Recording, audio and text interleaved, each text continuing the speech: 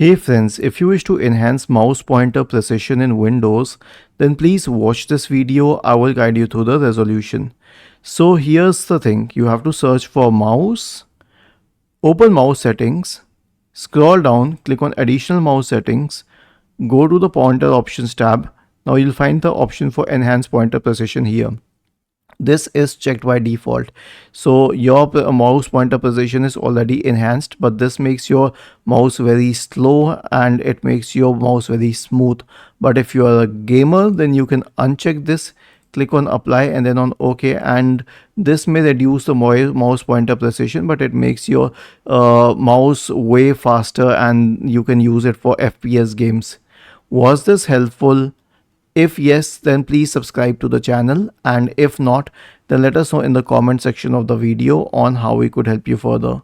Thank you for watching this video and have a nice day.